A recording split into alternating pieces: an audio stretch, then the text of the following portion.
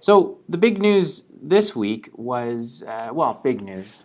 I guess that's relative if you're not in the finance business like we are. But CMHC, which is the Canadian Mortgage and Housing Corp, which provides mortgage insurance to millions of Canadians, they discontinued insurance today for second homes, and they changed the criteria for self-employed borrowers. So just to make sure we say this properly, a second home would be a vacation property, for example. So say that you wanted to buy a cottage, on a lake, a summer place, but you didn't have 35% to put down. CMHC had what was called a second home mortgage that you could put down less than 35% and still be able to purchase that property.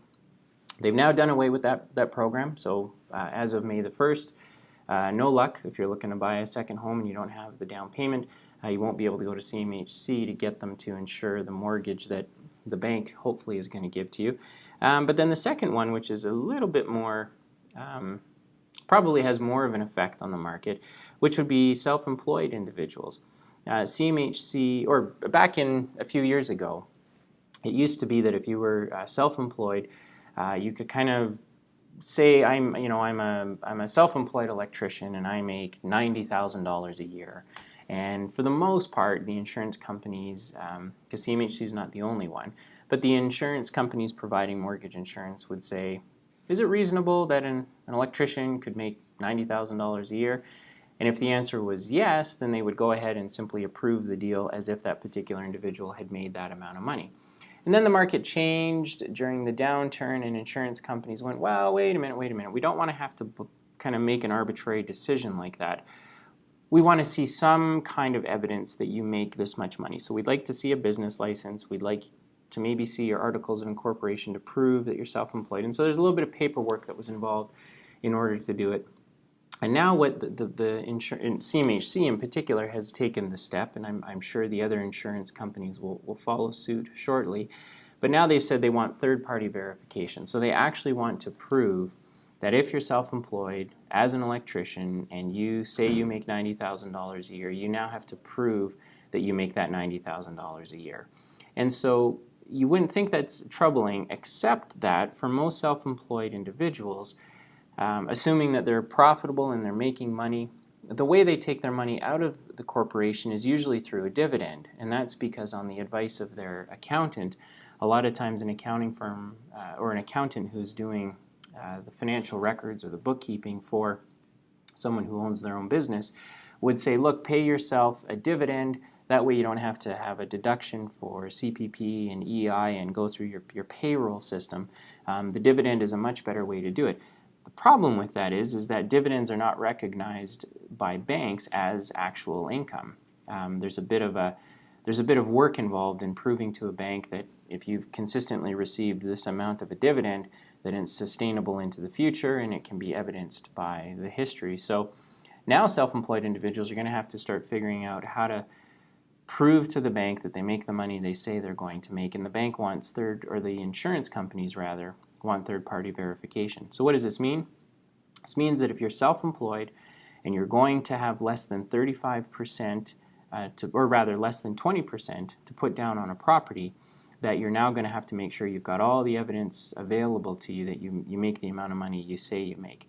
And so while probably not going to have a huge effect on the marketplace, there's certainly a percentage of people that are self-employed that were able to purchase a home under this type of a program, and now they're just going to have to jump through some more hoops to do it. So my own opinion on this is, first of all, I think that these changes are all good. I'm a supporter of government getting involved. If I look at the Business Development Bank of Canada, for example, and the way during the downturn they were able to make sure that money was still moving in the marketplace when other banks had just simply decided they weren't going to lend, I think that there's a role for government. I think there's a place for government. In insurance, for me, the thing I always struggle with is that CMHC is so huge. They're just this massive, massive crown corporation, a company owned by the government. They make money. They're helping individuals get into homes. But there's other insurance companies in the private sector that could be picking up the slack, but they're just not. And I don't know if that's because they're not innovative enough. I don't know if they're not creative enough. I know that there's some subtle differences between the insurance offered by CMHC and the insurance offered by these other companies.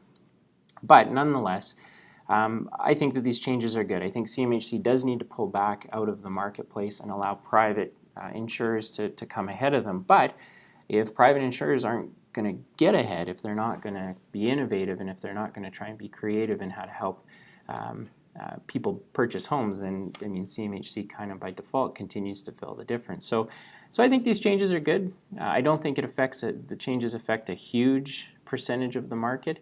I think it's contained to a very small group of people that were using insurance for a cottage, or maybe helping a child purchase a home when the parents themselves had a mortgage, or people who are self-employed. So I don't think it's going to send ripples through the industry, but hopefully it's the continuation of other changes that are going to see CMHC continue to pull out of the market and force private enterprise to figure out how to solve the difference and ultimately help Canadians continue to purchase homes. So that's our episode today. Hopefully you've learned a little bit about mortgage insurance.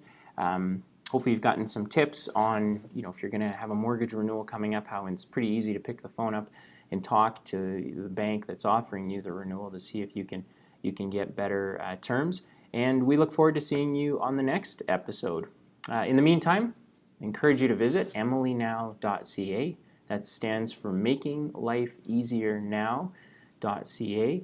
And so if you're looking for a mortgage or a loan under $10 million for a commercial mortgage, a business loan, or maybe you're purchasing a residential property, that's the website that you need to go to see how much you can afford, what the payments are going to be, what the paperwork required is. And man, we've just made it so simple that in less than 3 clicks you can figure out if you're going to get approved or not. And then you can submit your request to us. We'll help place it at the bank for you. And if you don't want to use us, no problem. There's an option there where you can send it directly to the bank, and they're going to be able to pick up your application and get in touch with you. So thanks for watching, and we'll see you on the next episode.